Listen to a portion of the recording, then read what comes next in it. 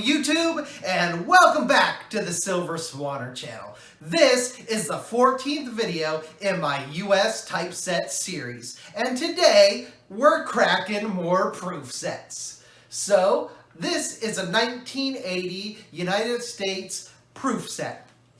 And we're going to be adding a couple of these coins to the proof set, so we're going to be doing a multiple add today, but we're not going to be adding all of the coins, and when we get to that part of the video, I will explain why.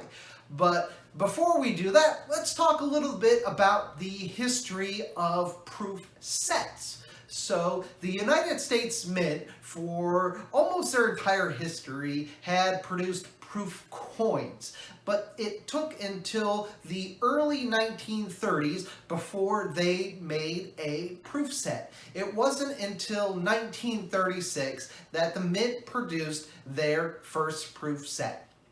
The first run of proof sets then ended in 1942 due to World War II.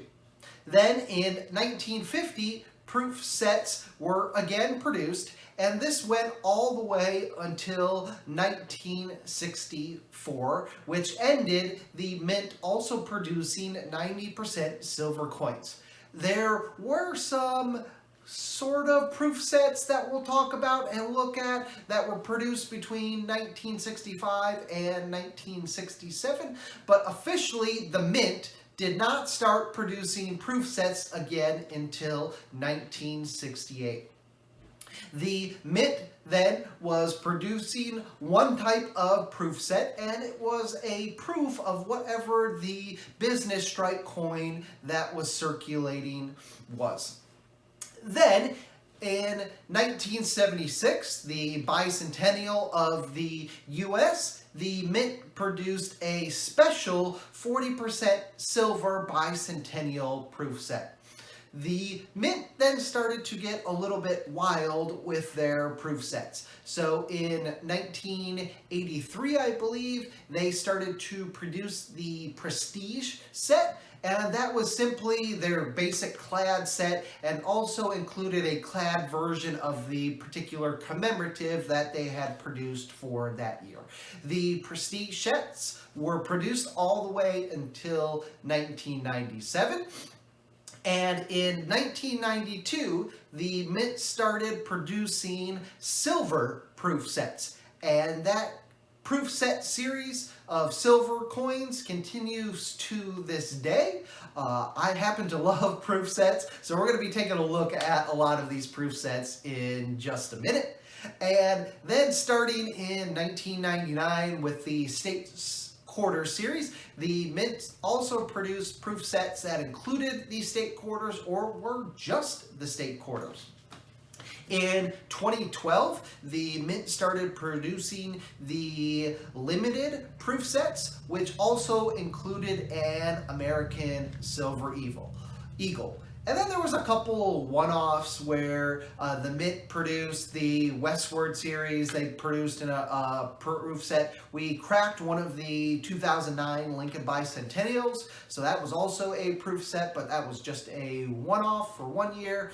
And in 2018, perhaps my favorite set was produced, and that was the reverse proof set of silver coins to commemorate the San Francisco Mint's 50th anniversary of producing proof sets. So if you don't know, in 1968, when the US Mint resumed producing proof sets, the San Francisco Mint became the home of where those proof sets were produced. Then there's also the presidential proof sets. So this all being said, let me take you in. Let's look at this proof set and a couple of the other examples that I have for you, and then let's get into adding the proof sets to the book.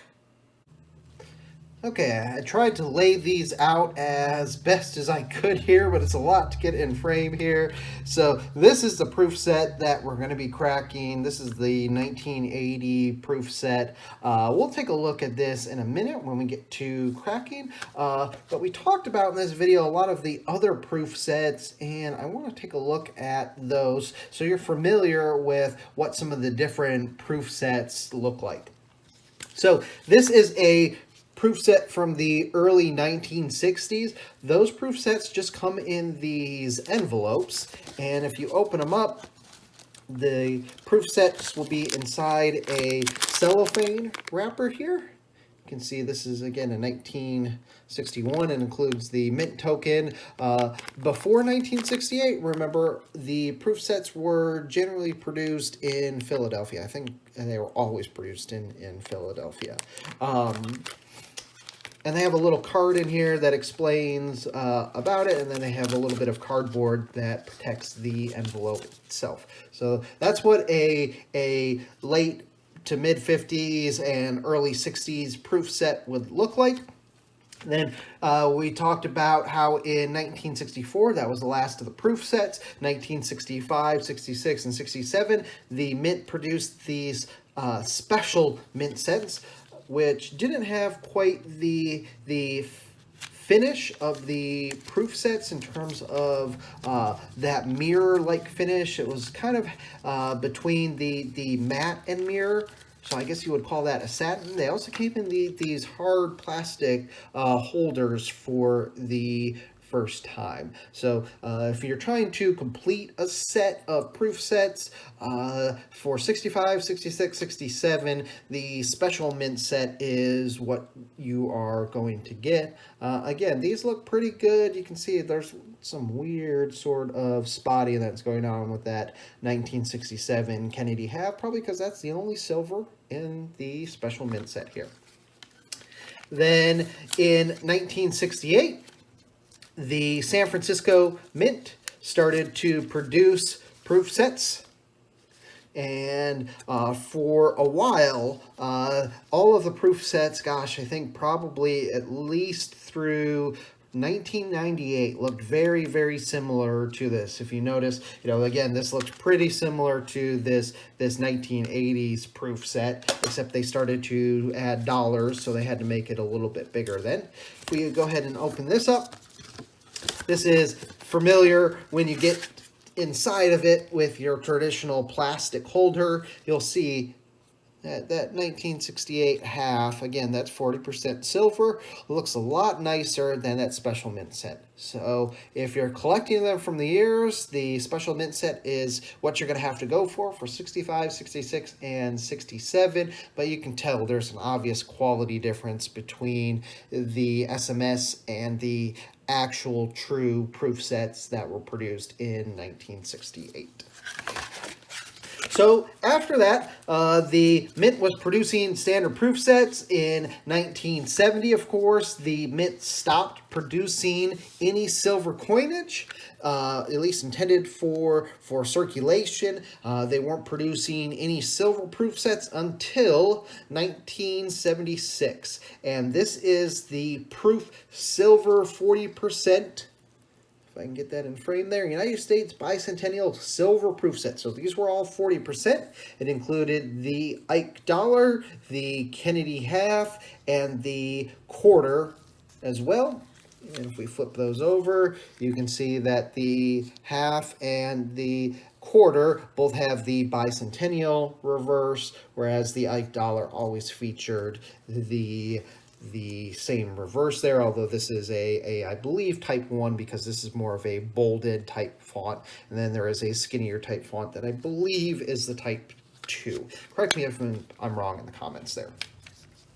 Then finally, in 1992, the Mint resumed producing silver proof sets, and this is the first year that they did that. And this is the 90% silver proof set that we are familiar with. And they are still producing these. So the only thing that is silver in here is the Kennedy, the half dollar, the Roosevelt dime, and the Washington quarter. And these are 90% silver. So even the Kennedy is silver. Obviously, the penny and the nickel are clad. And there is the reverse, just beautiful coins. Finally, in 1999, and I have a year 2000 here, since that's the one that I had, the Mint started to produce a new version of Proof Set starting in 1999, which coincidentally also was the first year of the State Quarters program. And so starting in 1999 and just concluding this year in 2021, we got actually 2 sets of coins in our proof set. Now, this is just a clad proof set. I didn't bring out the silver. The silver has the red background and border here, whereas the clad has the blue. So this is the 2000 clad proof set. And that includes your State Quarters as well. And then finally, the last thing I wanted to share with everyone, and possibly my favorite proof set ever produced. I paid quite a premium for this, and I bought it before silver really spiked, is the reverse proof set produced in 2018 to commemorate the 50th anniversary of the San Francisco Mint producing clad coins. If you're not familiar with what a reverse proof is, so usually in a proof, the fields will be that mirror finish, and the image or whatever is the focal point of the coin will have that frosted appearance, and that is reversed. And I guess that frosted will also be cameo, I think is another term for that. So you'll see that all of the coins here have the frosted fields and the mirror of the focal point of that coin. And they're just beautiful. Just really cool coins. Anytime you get a reverse proof, I think they're just awesome. It's just something you don't see much. And here are the quarters.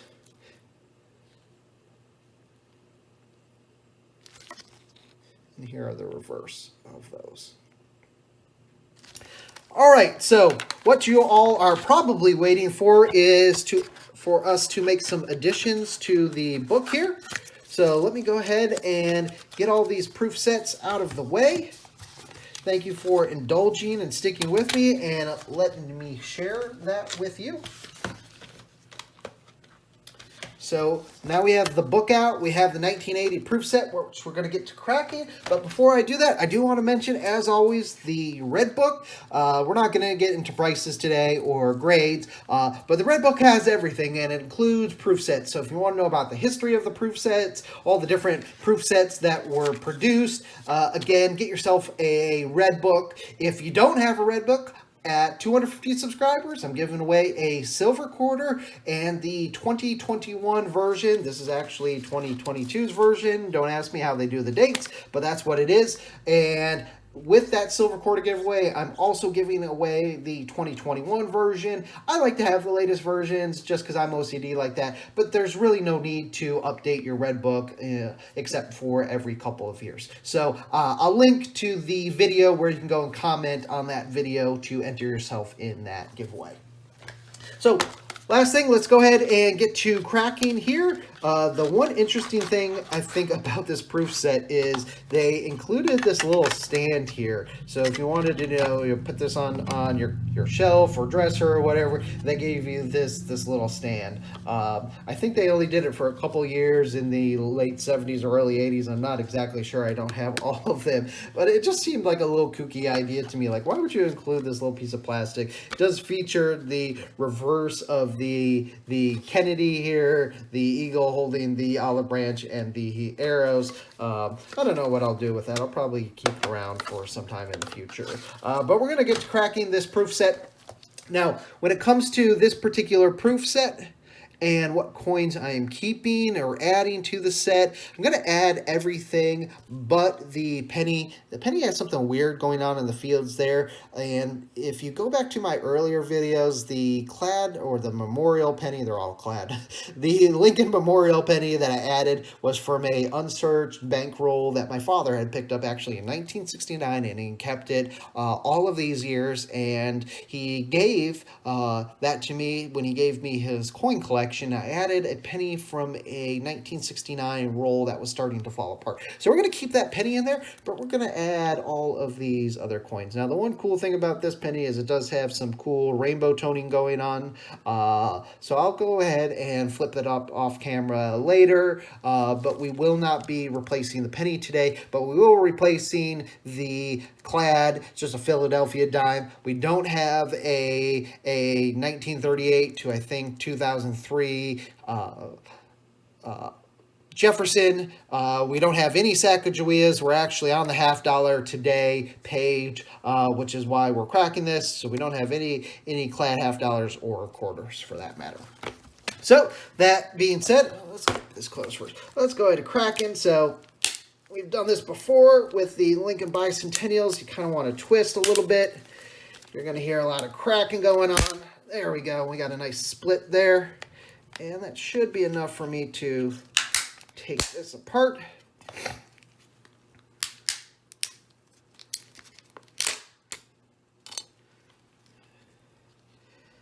Be a little delicate here, not scratch up this proof set.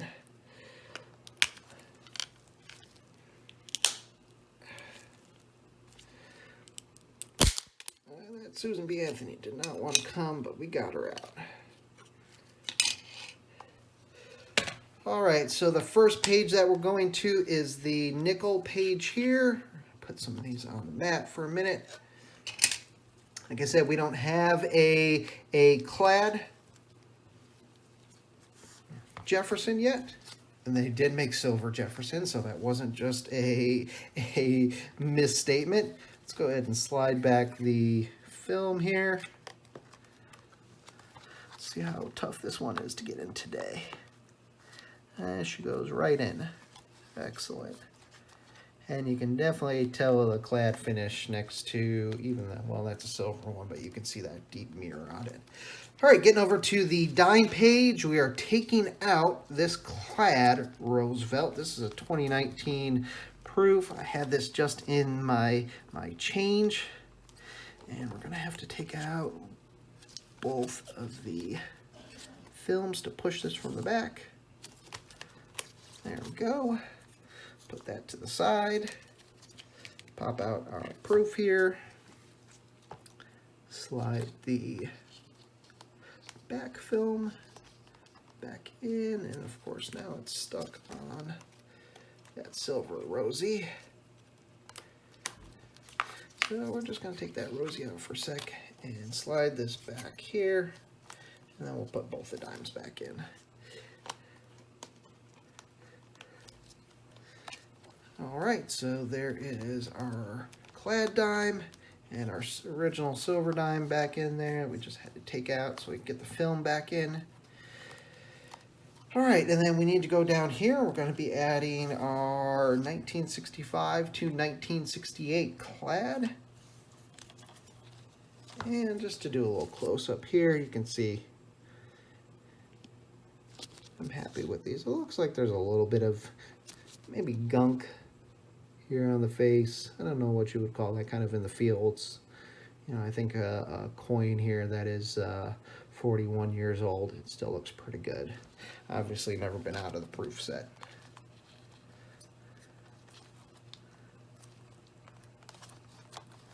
So there is our Washington quarter. If you remember, we added the seated dime last week, so we're actually this week on the $50 page.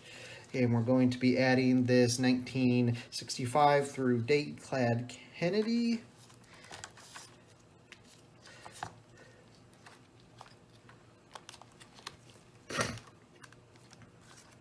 And that is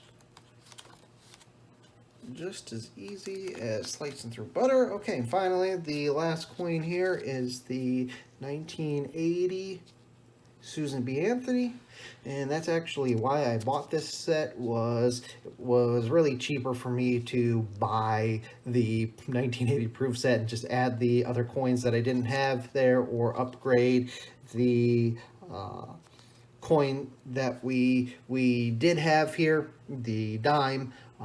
So I will share at the end of my video, like always, what this costs me to add. But if you look at what it just costs to purchase one of the Susan B. Anthony dollars, since it is $1, it's cheaper just to buy the clad set in this case.